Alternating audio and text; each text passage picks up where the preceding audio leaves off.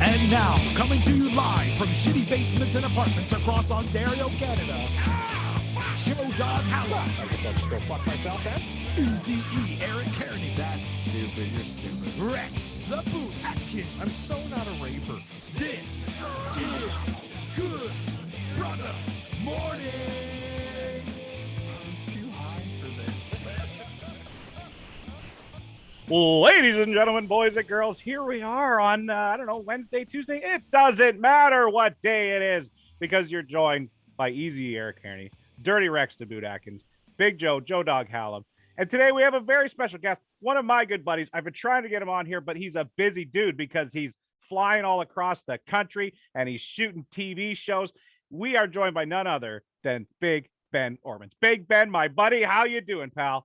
I feel way more important with that introduction now that you said that. So Yeah. I appreciate it. It does actually make me like those are all real things, but it actually just makes me sound way more important than I am. Yeah. So thanks, buddy. I like this show already. Yeah, Oh, there's I a appreciate fuck it. you Yates shirt. I think we might get Eric to eat more edibles. And I got a wonderful introduction. I love this show already, guys. If Eric doesn't do edibles, I would be surprised. But Also, Joe, I don't think we've ever called you Big Joe Dog. I just did it because we had Big Ben, Big Joe. I just thought it was like we were a tag team, you know? Don't Can steal we call him Edibles Eric though? Because I really like that name. Yeah, that's a next T-shirt for sure. That's Okay, you're welcome, buddy. Yeah. I don't know. hopefully we can Del get this- Bruno called me CTE Kearney, and it was fucking hilarious. Okay, that's Idiot when you're not on the right. ground and- Get up, you idiot. No, it is. That's why it's so funny. Rex, I hope we're picking up your audio, but it was a little quiet on our end. But hopefully, maybe it's just the Zoom gimmick, but it might come back up when you're. I'm out. Just kick me No, out. don't give up. He's like, life is pain. This is bullshit. I'm out of here. It's fine. It'll come back. I thought I was the one with the microphone problems.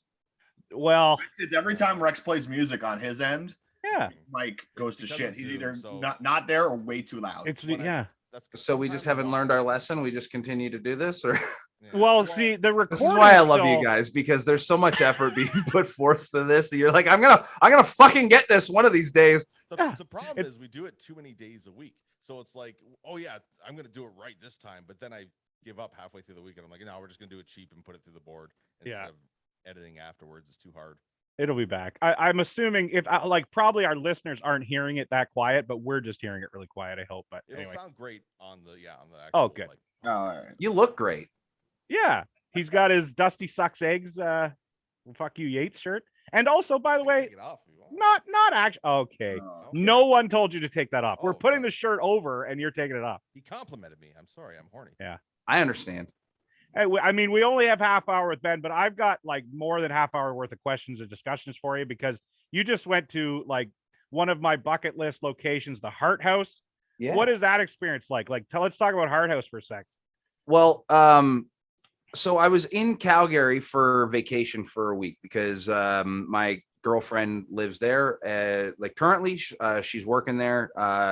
Comes home soon, which is going to be nice. But Yeah. I decided that it was our birthdays are like not only a few days apart. Like so, I had a week vacation coming up, and I was just like, well, why don't I just fly down to Calgary and spend both of our birthdays together? And I've never been to Calgary, which is weird. It's like I've literally wrestled in almost every other province except for Alberta. So I was like, I got to go. Like I like seeing Canada, you know what I mean? So flew down there to go see my girlfriend, and I just kind of was like, I don't know what you have planned, but there's a couple of things that I kind of have to do because if I don't do these things, the child version of me would kick my ass. You know what I mean? And I told her, I'm like, I need to go see the Hart Mansion, and I need to visit Owen, and I needed to see the Calgary Saddle Dome. She's just like, well, because the Saddle Dome to me is that's sacred ground. That's where the Canadian Stampede happened, and that's where that 10-man tag happened. That's just so infamous, That was on my birthday, July 6th, that pay-per-view, and possibly top 5 best entrances of all time because they each come out individually. Neidhart, Owen, Bulldog, and then Brett's music hits. The crowd goes nuts. That was up there. Yeah, and TJ Kidd TJ Wilson, whatever, Tyson Kidd, he's a buddy of mine, and he's become a real good buddy of mine. And like, I've been friends with him for a very long time. Pretty sure he had his first match in that building. When he was like 14, he wrestled for the WWF, like in a dark match. I think it was either against Harry or Teddy, but they let them do it. And they were like, one of them was 13, one of them was 14. I always thought they said that Teddy Hart was the youngest, but he must have been wrestling TJ, I guess. Yeah, like I know that TJ was a part of it. Yeah. And, wow. Like, so like to me, I was just like, oh wow, like I need to see these things. Yeah. So funny thing is she says, she's like, oh well, the Saddle Dome, is that the one where they play hockey? I'm like, yeah. She's like, you mean that building right there? And she's like pointing off of her balcony, and I'm just like, wow, get the fuck out of here. So like, it was cool to kind of go walk and kind of absorb all that and stuff like that. And then we kind of got lucky just because if you try, by the way, heads up to anybody traveling right now, good luck renting a car anywhere. Really? Yeah, they don't exist because the car rental places, to try to, stay afloat during the pandemic, sold all their cars. Wow. So they don't have very many left. I don't know how that whole thing is going to work, but like literally there wasn't a single vehicle in the province of Alberta that was available for rental. So luckily, a friend of you, like my girlfriend, she was very nice to lend us her car. So we went everywhere, man. Like we went to like the West Edmonton Mall, like Banff. Like how cool is the West Edmonton Mall? Holy shit. Like it doesn't even make any sense. Like I'm positive I didn't see all of it, but like, I just remember walking in, and then the first thing I do is I look to my left, there's a pirate ship. And I was like, well, this is fascinating. And then I looked further down, and there's a Bubba Gump shrimp restaurant that's like in the thing. And then as I'm like trying to like, is that a Bubba Gump? That is a Bubba Gump shrimp. And I'm like, oh, that's kind of neat. And then I start to walk over this bridge where like the boat is, because there's water. And then I look down, and there's fucking sea lions just like fucking doing their sea lion shit. And I'm just like, what is this place? Like, it's amazing.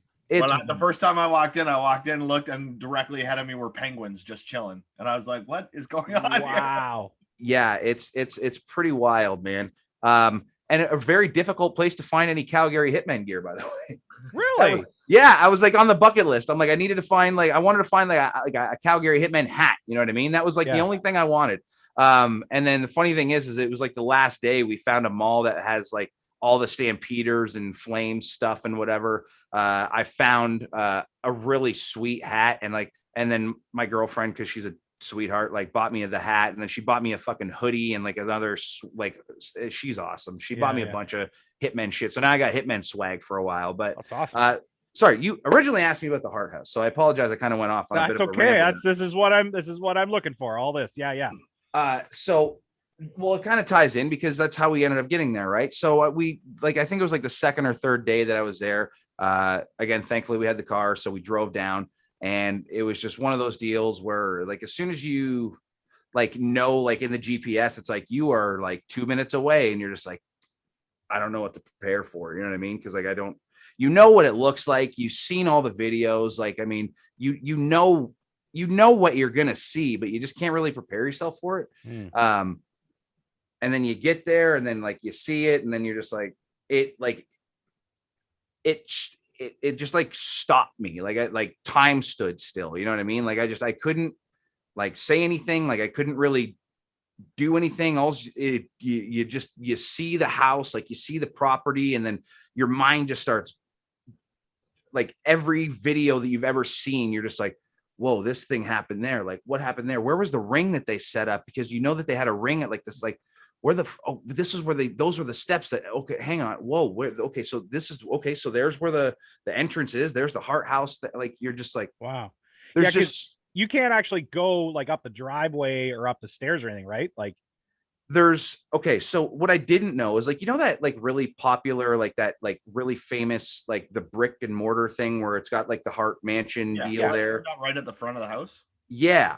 So so I didn't know this. There's two entrances to the driveways. The driveway is like one of those big fucking gimmicks, okay. right? Yeah. So there's an entrance and an exit, and each one has the pillars where there's a mansion, and then there's like the Foothills Athletic Club, I believe is what it's called. Okay. And so there's two of them, and then to the one on the right, there was like a chain that was up across the deal there, and there was a no trespassing sign up on the chain, and then there was another one to the left where it said no trespassing on the thing, but the chain was down, and I was just like,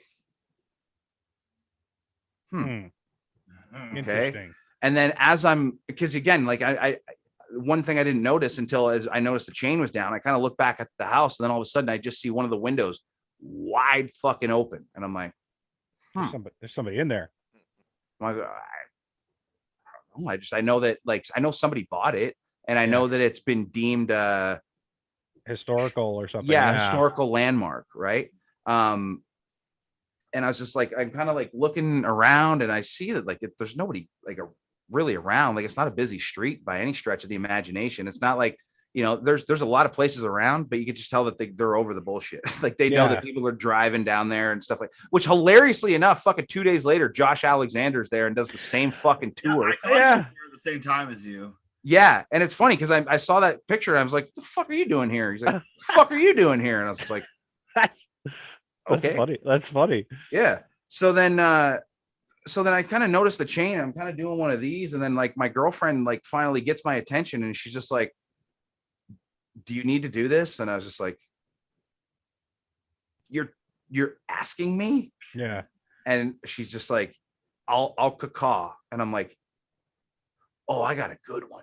Okay. So I like was so fucking scared. I was like, okay, I'm gonna just do, because like there's like bushes and stuff like that. So then you know what I mean?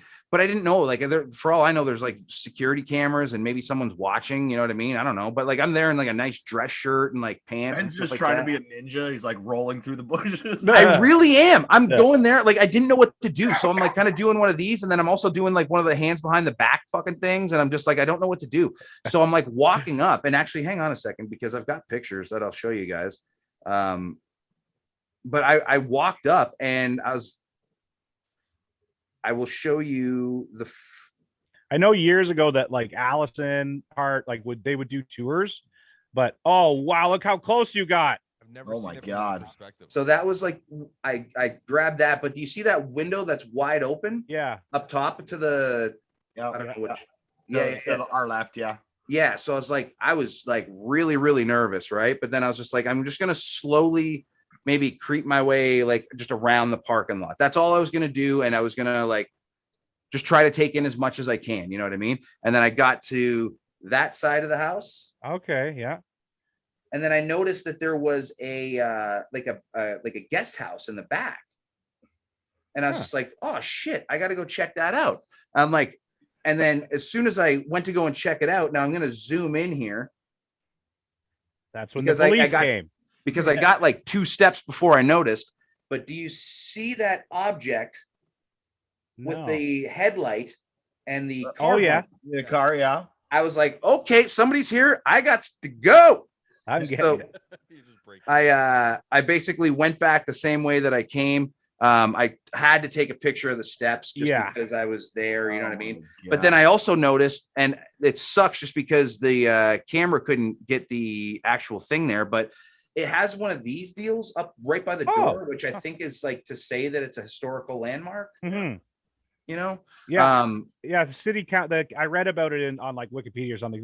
The Calgary City Council, they voted on it or something to preserve it because they were going to wipe it out and make it apartments or something, and they decided not to, which is awesome, obviously. Yeah, and like I immediately, like right before I actually I can't remember when I messaged him, but I messaged TJ and I was just like, hey man, like I'm here, and like sent him those pictures, and like he was just like, holy shit, I haven't even been there, and I haven't been in the house since 2014. Oh wow. I was like, really? He's like, I'm like, are you not allowed in it? Like, I thought that was, I don't know how that works. And I guess he'd mentioned that, you know, some dude owns it, and I asked if they did tours or anything, and he said no, they do not. That sucks.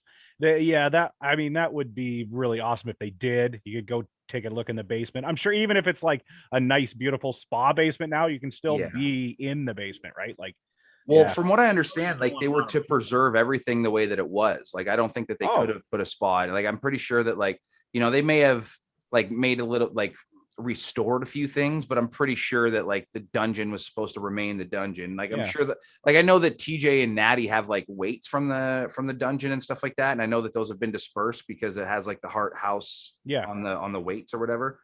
But yeah, man, I was just staring at that house and I'm just like, let me in.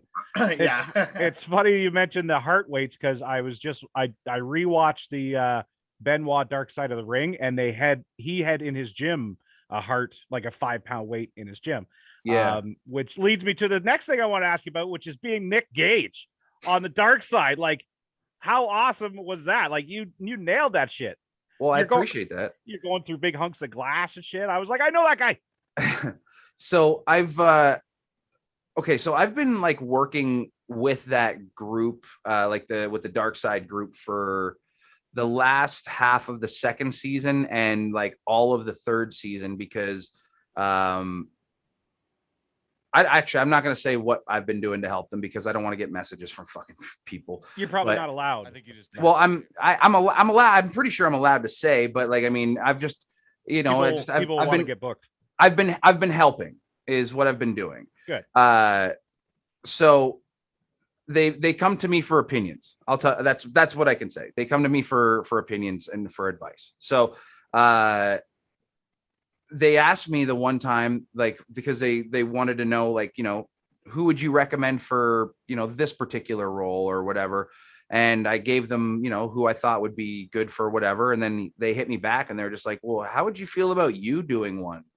And I was just like, well, what did you have in mind? And they're just like, well, we think that you'd be a good Nick Gage. And I was just like, I mean, I guess I see it. Like, I'm a bald dude. He's a bald dude. Like, we both, I guess, like, yeah, like the way that you guys shoot the show, like I could see that being a thing. I'm like, that'd be a lot of fun to do. Cause like, I've always wanted to get into acting. Like, you guys know Brady. He's like my best friend since I was a kid. I haven't seen him forever. I see him all the time still. He's my brother. But like when we were kids, I used to go to set with him. Like when he was acting on like, Wind at My Back and stuff like that. Like I used to go and like, it was, I wanted to get into that, but he always kind of pushed me out of it. And like, he always wanted to get into wrestling and I would like push him out of it. Nice. So we were trying to like keep each other away from each other's like passions and stuff like that. Cause I think we both knew what they do to us. So we're just like, no, you don't want that heartache. And he's like, no, you don't want that fucking heartache. And I'm like, yeah, yours pays way better. Yeah. Yeah, I do want that heartache actually. Give me the heartache. I can handle it. Trust me. Yeah. And the money. Yeah. Yeah. So when this came along, I was just like, well, fucking, you know what? This would be really funny because like, I'm not a hardcore guy at all. Like it's not something that I've ever been a fan of. So I'm like, this will be fun to kind of go in and just have an acting experience, trying to just like doing the complete opposite of what I have ever believed in. You know what I mean? And then they offered me the role and I was just like, okay, fuck it, I'm in. So then as soon as they said that to me, I was just like, well, hang on a sec. Now I've actually got my first ever acting role. So I kind of got to take this seriously. And then I know that like a good friend of mine, his name's Levin. I met him through Impact because when I was doing production work there, so the first time I ever worked for Impact as a producer was I found out 40 minutes before we were going live on fucking pay-per-view that I was the guy that was timing out the entire show. Oh dear. Live on pressure. Had no clue what the fuck to do. Like Keith Mitchell literally calmed me down like 15 minutes before we went on air and like talked to me basically like, here's what you do. You're all good. Like just rely on your, like he kind of gave me the spiel, right? And I was like, oh, fuck, okay. And here's the thing. Side note, super appreciative because I got an education that literally like maybe in this entire business, like 25 people have. Yeah. Maybe. And I've been very, very blessed and fortunate enough to get that, especially from the people that I got it from. But my first pay-per-view doing that stuff, Chris Levin's was his first main event in a pay-per-view. So like we really had to fucking rely on one another. So we got really close really quick. So I also know that he's a referee for GCW and like refs all of Nick Gage's matches. So I was like, you've got to have some kind of relationship with him. So I asked him, I'm like, hey, can I call you and like chat with you about Nick? And he's just like, wait, why? And I'm like, told him why. He's like, you're doing it? Oh my God. You don't Nick's like my best. Okay. Yeah. Let me call you. 2 hours later, he tells me everything about Nick Gage. And I went from like, it went from being like, oh, I'm going to go and, you know, give this whole thing a try. And just like, you know, an acting experience for some, like basically just kind of having fun with something that I didn't have any respect for, to after that conversation, I felt like this unbelievable obligation to like, oh my God, I got to tell this dude's story and I got to tell it like correctly because like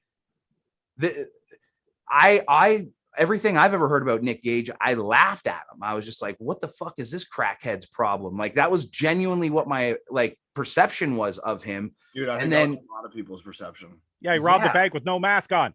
Yeah. And which was a lot of fun to shoot, by the way. Yeah, I bet. Yeah. But then next thing you know, I was just like, he tells me about Nick and he tells me about like the person. And then I'm like, oh, fuck. Okay. And then I just start clicking Nick Gage versus into YouTube. And I wanted to like, I didn't want to watch his death matches because like I know that he could do those. I wanted to see if he could wrestle. Like, because to me, I'm like, if this dude can wrestle, I'm like, he's literally the like it's from talking to Chris, like if he can actually go, I think he might be the most misunderstood person, like maybe on the planet, not just like in this business, but like ever. So then the first match I saw was Nick Gage versus MJF. And I'm like, if there's anybody that's not taking any of that shit, it's that guy. So let's see how this match goes. Guys, it was fucking unbelievable. Like it was so fucking good. And dude can go. And I'm like, okay, let me try one more. Like maybe I got lucky here. Let's see something fucking random that would maybe be good. I don't know. There's Nick Gage versus Tessa Blanchard. Really? Oh my God. It was so fucking good. I'm like, this dude really is the most understood dude ever.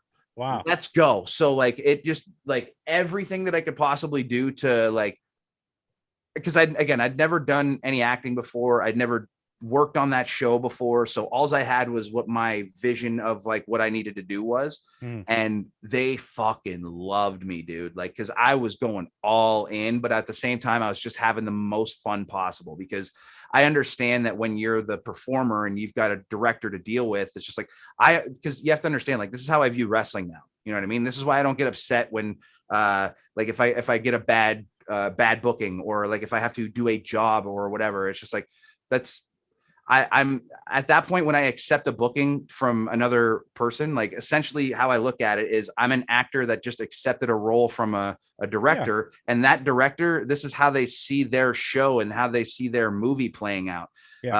They may not see me as their top villain or their top good guy or whatever, but there's so many supporting roles that make this entire vision a complete vision. And if this is how they see me and how they want to implement me into their movie, that's my job. You know what I mean? Like as much as I want to be, you know, the top guy and make the most money at the merch table and all that other stuff, like you kind of accept, you know, you get hired for a role for a reason, you know what I mean? Both as an actor and as a wrestler, you know, like and as a promoter, I can tell you, like, there's a million guys that I want to use as wrestlers, but there's spots that I got to fill. And there's only certain people that can fill those certain spots. You know what I mean? So like when you start to break it down that way, you start to take rejection a lot easier when you don't get booked from certain things. You know what I mean? That makes sense. Yeah, that makes sense. So sorry, I kind of went off on a bit of a no, it's perfect. I think that comes from you being in the business for so long too. Like there's some guys, young guys now that I hear that bitch when they show up to the show and they're losing. Like, who cares? Lose and make yourself look good. Well, I find it really funny when I hear people say like, oh, I've always wanted to wrestle on crossbody shows, or I've always wanted to do this, or blah, blah, blah, blah, blah. Okay, well, I've got a show that was called the Showcase Series show where all you had to do was fucking ask. That was the requirement. I didn't give a shit who you were. All you had to do was ask. And I said yes. There was no ifs, ands, or fucking buts. Like I don't think that there's anybody that can possibly say that they've asked to be on a show and I've told them no. Because I'm trying to like train people to not expect shit.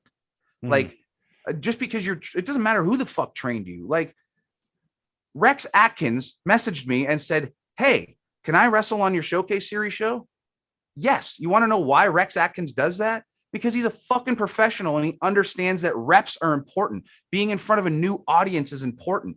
Yep. Getting in front of a YouTube show is important because those might be 30 people in the audience, but Rex is fucking smart enough to know that there's 1,000 people that end up watching that Showcase show every fucking week. You know what I mean? And you know what that also did for Rex? Like, by asking to be on a Showcase Series show, got him on other shows.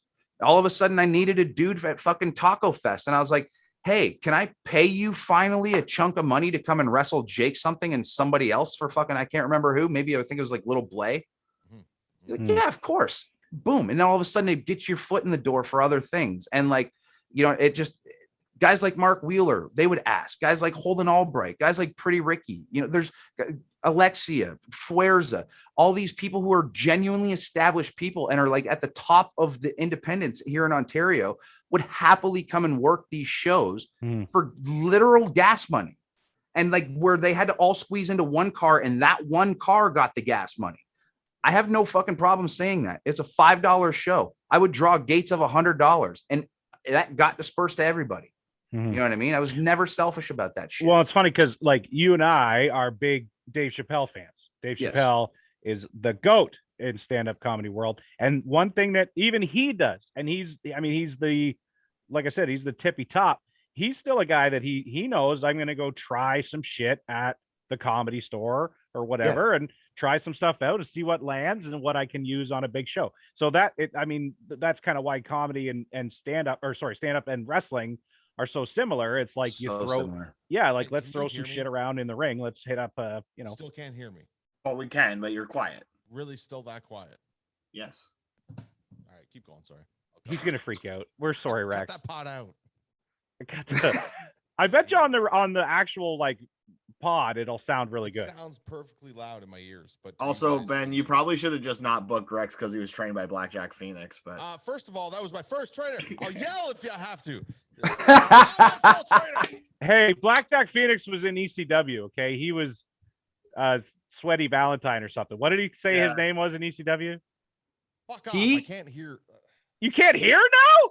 I wrestled him once. You wrestled Blackjack in It was one of those GCW fucking Comic-Con shows, like way back in the day. Yeah. And he had a spot where it was me, him, and somebody else in a triple threat. And the spot was he was to low blow me, and then he was to give me a clothesline from hell. Okay. And that was going to be the finish, right? I shit you not, to this day, I have never been kicked in the balls so fucking hard in my life. Like, he kicked me so hard, and I was like, "Oh my God." Like, I'm like, "Oh no." And the next thing I know, I look up and I was just like, "Oh shit, here comes a clothesline." And I'm trying to prepare for it. And he, with all of his might, punches me in the throat. I'm like, "Oh, fuck. What did I do?" Can you hear me now? No, it's worse. No, you're very quiet. So you're laying there with a kick in the balls and a punch in the neck, and you're feeling like Rex's mic at the end. That's amazing. So he went to close on you and punched you in the throat. Punched me right after he fucking kicked me in the balls. Was that Anime North? Yeah, it was one of them. That's only ever happened to me twice, where someone's gone to clothesline me and literally punch me in the throat. There was one night way long ago, back in the LLWA days. Like, I would go to help. Yeah, Unit 13. I'd go help Reggie out from the odd time to go and help train people, right? I met you, by the way. And then fucking Quan Chang came in one night. Kind of. Yeah. That's where he met you, Unit 13. Yeah. Quan Chang fucking came in one night and decided that he wanted us to like show students how to throw a clothesline. He's like, blah, blah, blah. And I'm like looking at him like, Weird. uh-oh. And he's like, hey, Ben, can you take this clothesline? I'm like, sure. Right in the throat. Fucking why? How did you're like, not like that? Don't.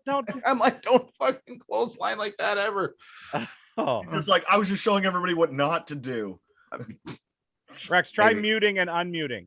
Shut the fuck up, all right? I'm being for real. I mean, I think that might work. Oh my God. Wow. The guy controlling the board can't control his mic. Hello. Can you hear me? No, it's still quiet. Yeah, it's Try muting it. Everything sounds fine here, but for some reason I'm low to you guys. So it's Zoom. It's got to be Zoom. Anyway. I can still hear you, which is fine. We can still hear you. Oh goodness. This is only audio, isn't it? The show you guys air? It's gonna. Well, I mean, sometimes we'll throw a video up on YouTube or something. Video up, but... So you can pick what you put on the green screen in the back. Wait a minute. Let's just jump back a lot of stories ago. After you went to the Hart House, you went to Owen's grave. I did. Okay, so how ridiculous was that? Like, just must have been the most surreal thing ever.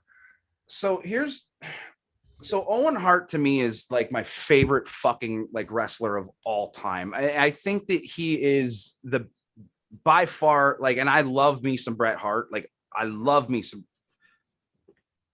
Where'd it go? He went to get a Bret Hart something. Mute it and unmute it. I love me some Bret There it Hart. is. I've got a goddamn Hitman hat. Okay. Yeah.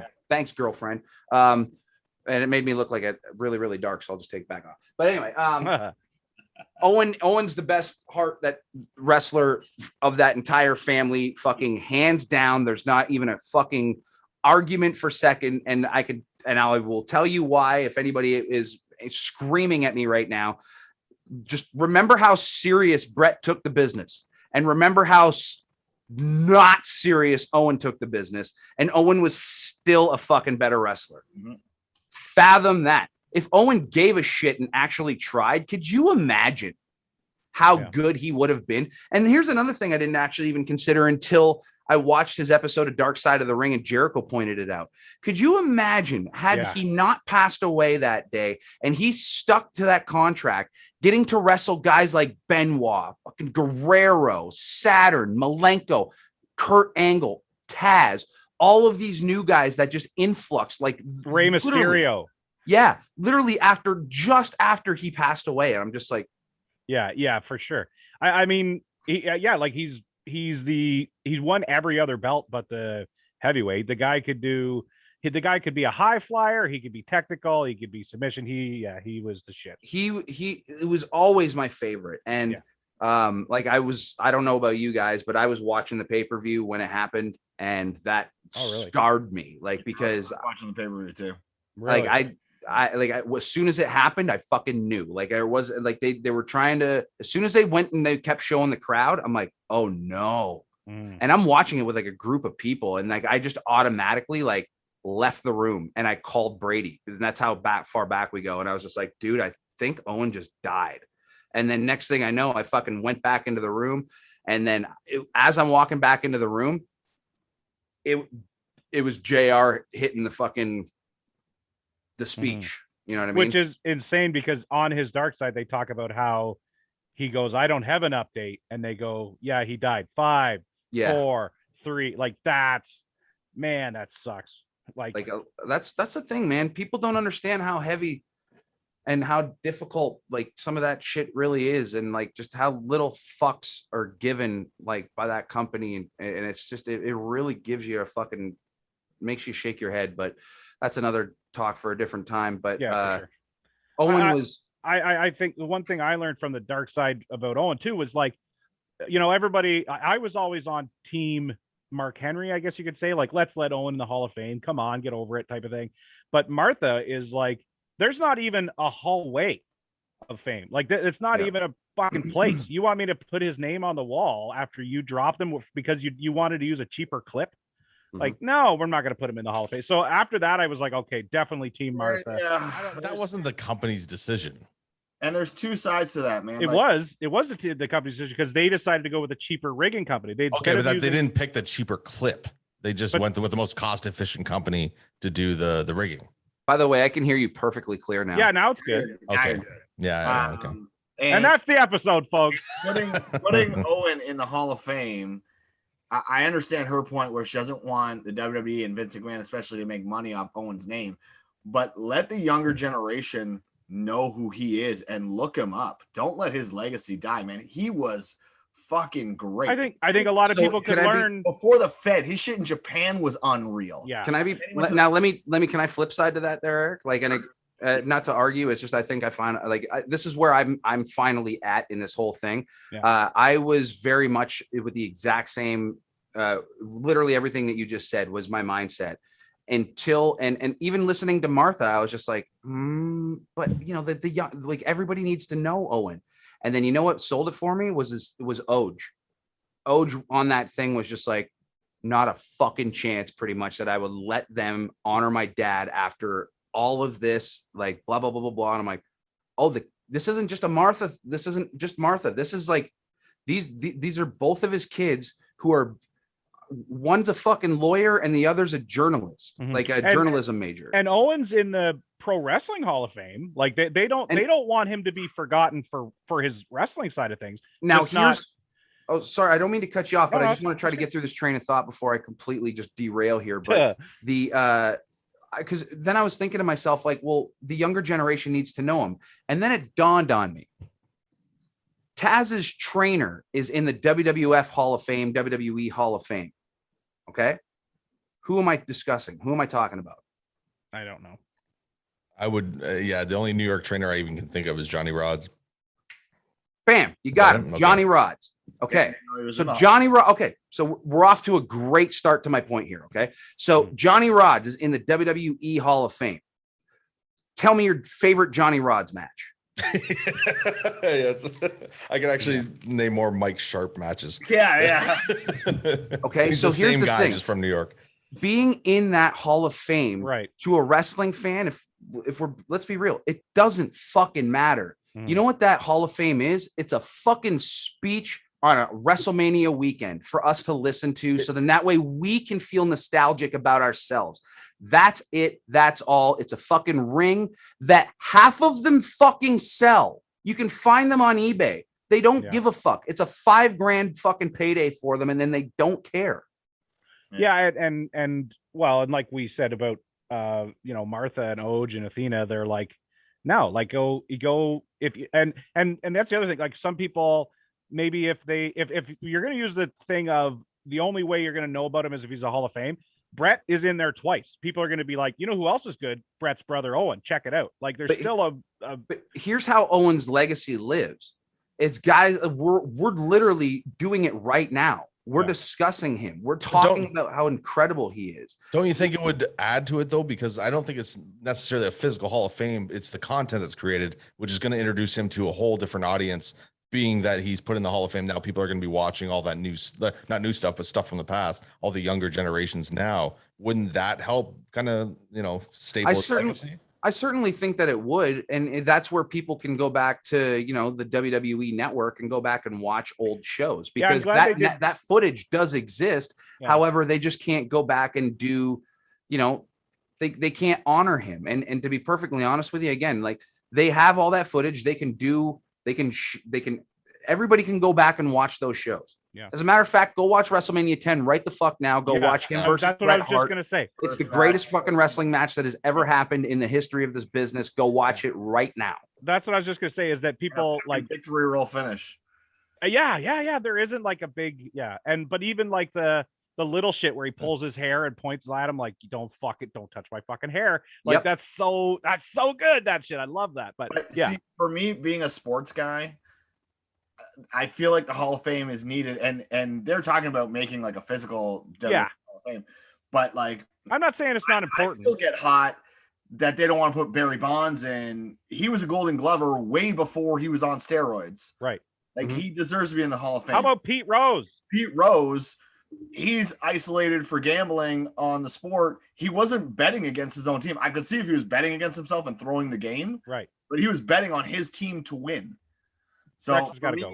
There's certain guys I feel need to be recognized, and I feel like everyone needs to be in it. But I mean, we're talking about Bam Bam Bigelow's not in it, and Dynamite Kid, and like there's all the, even Brett has said if Dynamite Kid's not in it, then none of us should. Yeah, be but in Dynamite didn't want to be in it. No, and I think that's part of it. Is that it's The fact that Rick Rude's not in it is criminal. Yeah. That's well, and like I said, Bam Bam Bigelow, he's my guy. Like that's a big dude that could work. I don't know. Anyway, but we're Taker's still not in it for fuck's sake. Yeah, well, it's kind of that's a no doubter. But anyway, we're gonna probably have to have a Ben part 2, part 3, part 4 because let me tell you something. We're out of time. Rex has got appointments. He's got a rock here, but that's just the tip of the iceberg of some of the stuff I wanted to talk to you about, man. I'm glad we got the Hard House in. I'm glad we got your experience on Dark Side in, and I really honestly thoroughly appreciate you coming on the show. Hey, this was a blast, man. And it's been a minute since I've got to see all you guys and actually chat with you guys. I got to see 1 second at the barn there. I was gonna say I got to see these two down here for like a half a second, but I could just tell that they were there, but they weren't there. Yeah, well, not a good time to talk. No. 2 hours later, 2 hours later, I showed up and everyone was gone. I was sorry. I was in the process of killing it and then getting the fuck out.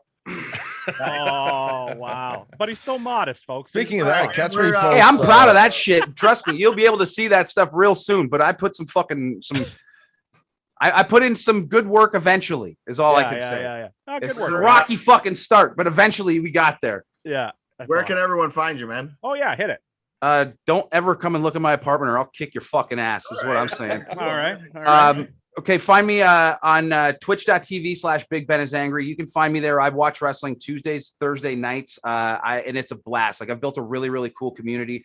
I got a Discord that we drop the link in where everybody can go and drop links for their favorite matches, and that's kind of like my big thing right now. Is like I genuinely love watching other people's passions and seeing what they like. It's reinvigorated my passion for pro wrestling. Like I've basically become a huge Japanese wrestling nerd now. Ooh, I got some for you. Please send me all of it. Minoru Suzuki is like is Jesus to me. Like I'm how I didn't know about Suzuki before like the last few months is blowing my mind. It pisses me off, but twitch.tv/Big Ben is Angry. You can find me on all the socials at Big Ben is Angry. You can also find our new podcast that we're starting this coming Wednesday, the WTF show, Wrestlers Talking Football. It'll be myself, Notorious TID, HHV, and another guest that I can't announce yet because we haven't quite confirmed him yet. What's that? Mark Maron? No, but that would be pretty fucking cool. Is it Chris Jericho? I heard it's Chris Jericho. You guys are buddies. I heard. He does everything now. Chris Jericho does everything. Oh yeah, hold on. Before we get out of here, yeah, you had fucking Chris Jericho on my Twitch channel, and Edge. Jesus Christ. On this day. And Lance Storm. Well, it was Chichi Cruz Appreciation Night, and I wanted to do something special to honor like my trainer and my mentor, just because Cheech is a guy who is a Canadian legend that unfortunately nobody's ever fucking heard of. And that really bothers me because he's genuinely like one of the best to fucking ever put on a pair of boots. So I wanted to do something to honor him because I know that like he was just having a real, like, he didn't want anything to do with wrestling. So I pretty much put something together kind of half-assed last minute and then told him about it. And then I tweeted about it. And then next thing I know, as I tweeted about it, like I tagged like a bunch of people that he had worked with in the past, and Jericho was one of them. And then next thing I know, like, almost immediately I got a DM from him and he's just like, "Hey, what are you doing for this Chichi Cruz Appreciation Night?" And I was just like, "Excuse me, what?"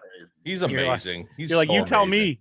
And I was just like, "Well, this is what I'm doing." Well, I was just like, "Well, this is what I'm doing, and like I'm going to play some matches of his and I want to talk about how great he is cuz like he's like my mentor and he's the shit, and like I just want to show him some love and respect, so then that way he knows that like pro wrestling loves him."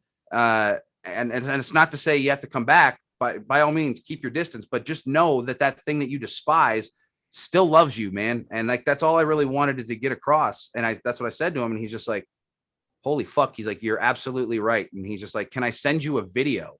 I'm like, "What are you going to say? What are you asking me that shit for, dude?" Got a print screen of that one. All Are right. you fucking kidding me? Yo, use that clip on the Instagram so it makes it look like we asked him something and he's pissed off at it. All right, we got to get out of here, guys. I'm super late. I got to go. Sorry. Ben, thank you so much, dude. Let's do this again. Yeah, seriously, let's do this again any other time, okay? All right, guys. Great seeing you guys. Thanks, guys.